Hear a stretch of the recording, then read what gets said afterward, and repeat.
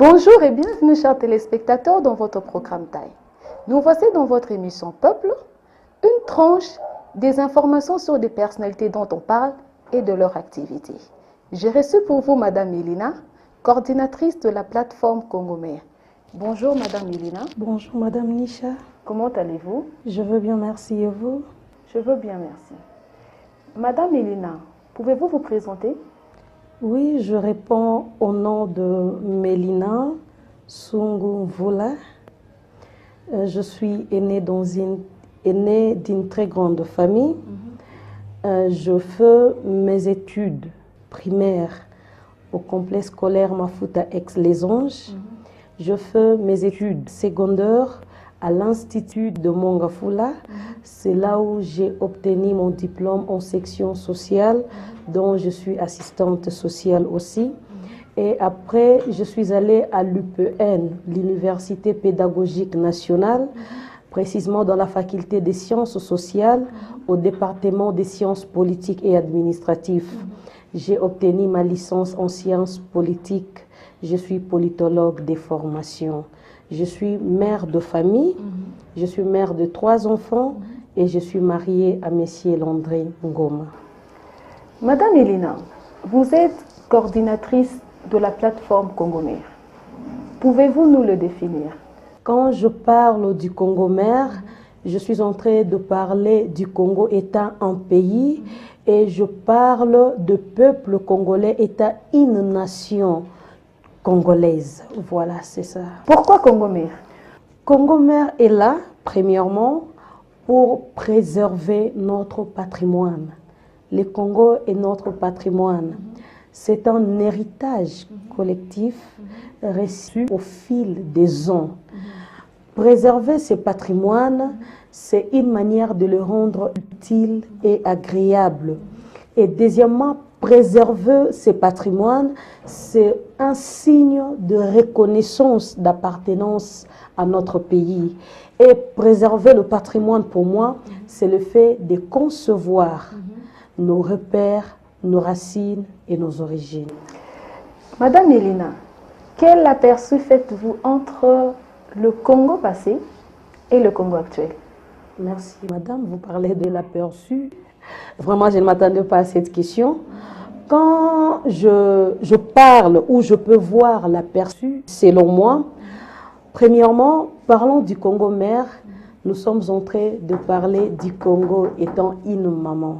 Voilà. Et je fais allusion directement à nos parents, leur manière de nous éduquer. Je veux donner un exemple de nos parents de 1950, de 1960. Ces parents avaient une manière de nous élever.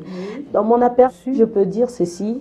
Ces parents nous démontrent que le papa voisin, la maman voisine était directement ton second papa, ta seconde mère. Pourquoi? Parce qu'une fois que tes parents sont absents, ces gens pouvaient directement prendre leur place et ils avaient aussi cette obligation de nous démontrer la bonne voie à suivre. Mais si je peux faire l'aperçu, je vois que nous avons perdu ces sens, nous avons perdu cette manière de vivre. Et pour moi, c'était une très bonne culture pour nous étant Congolais de pouvoir développer de la sorte. Vous nous avez parlé de la femme, de nos mères. Pourquoi avoir choisi la femme comme élément moteur de la sensibilisation? Écoute, Madame Nisha, Dieu le Créateur s'est glorifié dans la femme pour sauver l'humanité. Moi, quand je vois la femme, je vois une personnalité, je ne sais comment expliquer. La femme est formidable. Les scientifiques disent éduquer une femme, c'est éduquer toute une nation. La femme, c'est elle qui conçoit la grossesse pendant 9 mois. Elle a un grand cœur. Et là où la femme, il y a toujours eu une différence.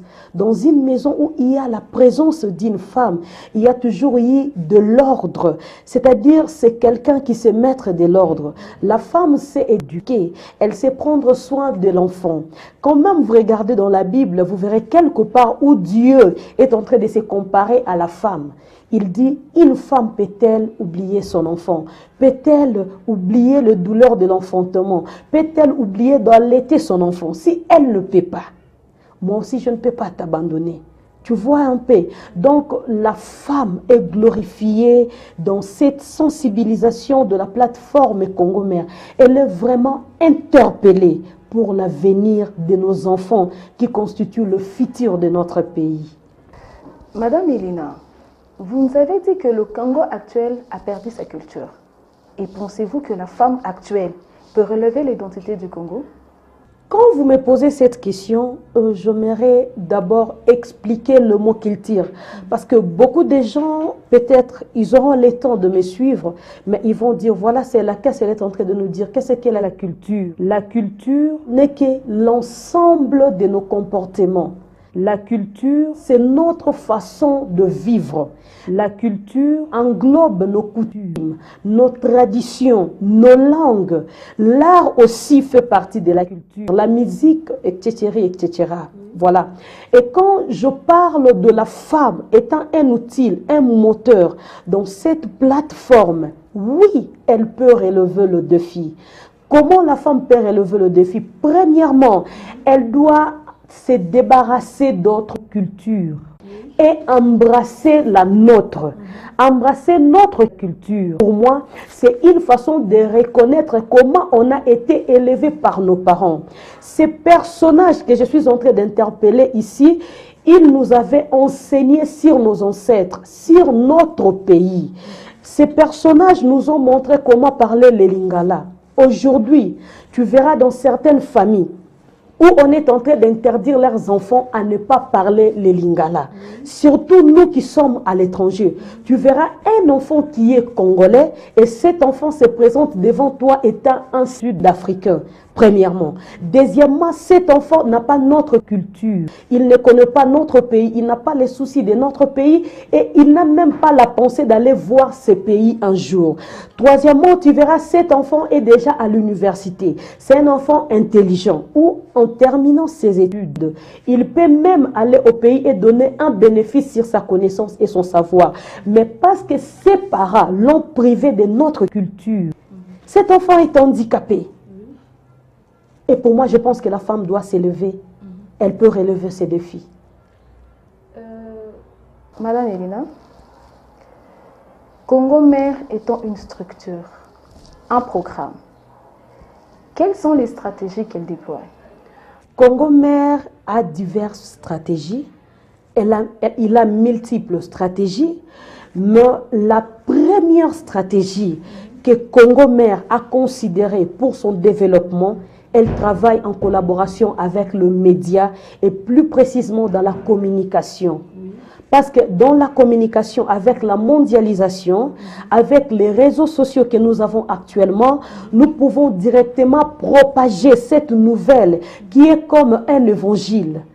J'aimerais souligner un point, nous ne sommes pas en train de forcer les gens à accepter ce que nous sommes en train de dire.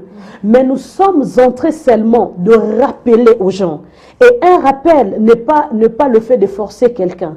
En rappelant, tu peux être pour, tu peux être contre. Mais pour moi, la communication est un moyen pour nous de prélever ces dangers. Vous êtes coordinatrice.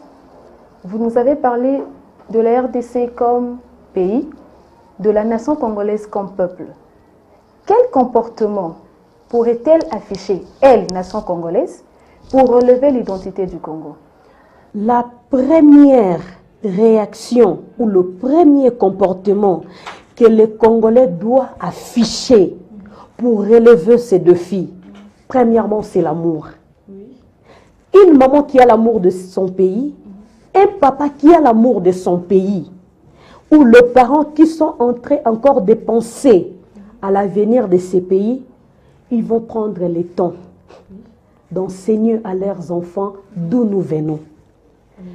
Il y a un auteur, Victor Hugo, qui est en train de dire toute œuvre humaine qui prend le passé comme racine, cette œuvre a des feuillages pour l'avenir.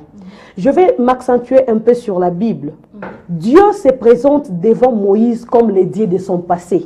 Mais quand il se présente à Moïse, il lui dit ceci: je suis le Dieu d'Abraham, le Dieu d'Isaac et le Dieu de Jacob. Or, ces gens n'existent plus. C'était le passé. C'était les origines d'où ces peuples venaient.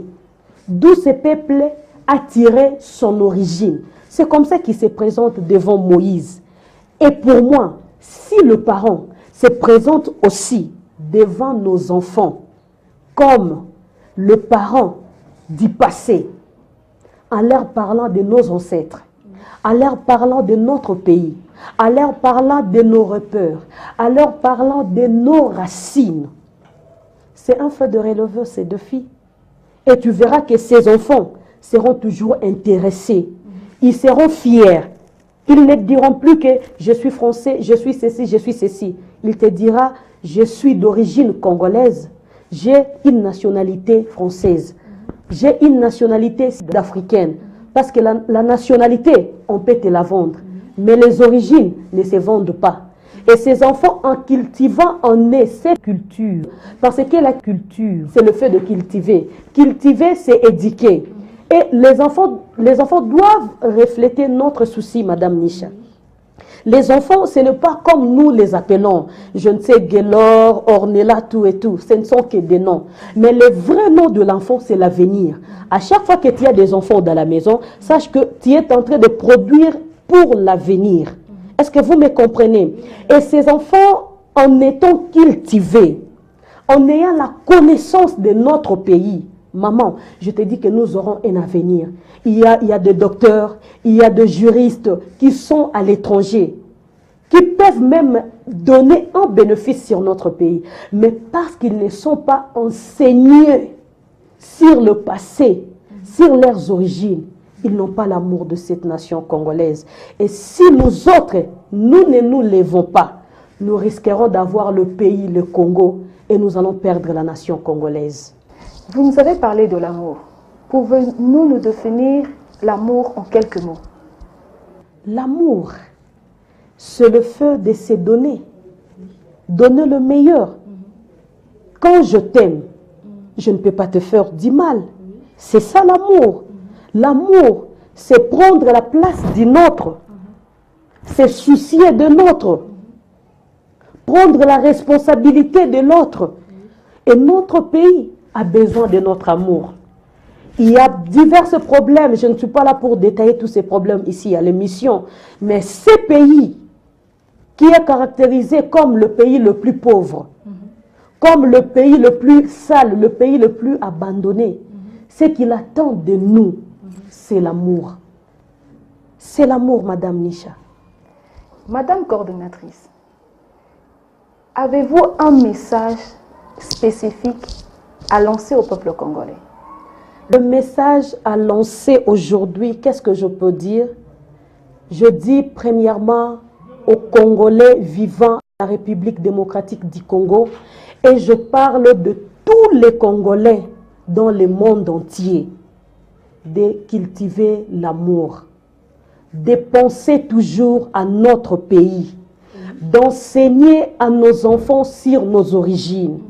Le fait de déplacer de ton pays, cela ne te permet pas d'enseigner à tes enfants que nous avons un pays de guerre, un pays de pauvres. L'enfant représente un ordinateur qui n'est pas programmé. Ce que tu es en train d'inculquer en enfant, c'est ce que tu cultives en lui et c'est ce qui restera en lui. La culture, c'est une manière de transmettre ce qui est en nous à nos enfants. Et quand tu es en train de dire à ton enfant, écoute fiston, mboka wana eza mboka pasi, eza mboka boy, eza mboka boy, entre mwana na yo, azoyi na mboka ya bakoko na ye. Or, nous ne savons pas, peut-être mwana wana, oh yozo inkilike biloko wana, yende akosunga mboka wana ya lobi. Mboka wana o eza malheureux. Et puis, eloko moko, nous, les parents, nous oublions, bana wana bakokola, bakotanga ba classe, ils vont finir les études, ils vont se marier, ils auront de famille. Et puis, bango pe na ba génération bakoya, bako betelaka bango lisolo te ke tozaki na mboka. Ils vont présenter pays o yamba bango lokola pays na bango. Est-ce que vous voyez, est-ce que vous comprenez un peu ces problèmes? Et il y a un danger. Nous sommes là pour prévenir ces dangers. C'est un message que je lance, c'est l'amour. Si tu as encore l'amour de ton pays, enseigne à tes enfants nos origines. Parle à tes enfants sur notre pays. Parle à tes enfants bisika o bisoto outi. Voilà, c'est ça. Et à la femme particulièrement? Je parle à la femme particulièrement. Elle est glorifiée dans la plateforme Congo-Mère. Nous avons vraiment besoin de la contribution de la femme dans cette plateforme. La femme a un grand cœur. La femme a la capacité de reconstruire et de détruire. Nous avons besoin d'elle parce que sa participation va nous aider à développer la plateforme Congo-Mère et à aller loin avec ces programmes. Parce que si une femme est intéressée dans cette vision, à partir ou à dater d'aujourd'hui, elle va directement commencer à enseigner à ses enfants avec beaucoup de fierté. Voilà, tu vois, Tohuta Boy. Et qu'est-ce qui se passe? Nous, aujourd'hui, nous avons grandi. Nous vieillissons d'ailleurs. Mais à chaque fois que nous sommes là en train de parler entre nous, il y a toujours Maman Nanga Lobaka Nanga Boy. Ça fait du bien. C'est ce que la maman a cultivé en moi. Maman Nanga Zaka Kolamba Boy. C'est-à-dire que la femme a une responsabilité à l'éducation de ses enfants. Et aux décideurs, s'il y a un message? Il y a un message très simple aux décideurs. C'est que je peux dire aux décideurs, remettre la culture au cœur de politique, premièrement, au cœur de décideurs, au cœur de tous les Congolais en général, c'est nourrir l'ambition congolaise. Merci beaucoup, madame. Merci beaucoup, madame Elena, pour votre temps et pour votre disponibilité. Je vous en prie, madame, le plaisir est le mien. Chers téléspectateurs, c'était votre émission Peuple, où j'avais reçu pour vous madame Elena, coordinatrice de la plateforme Congo-Mère. Merci et à très bientôt.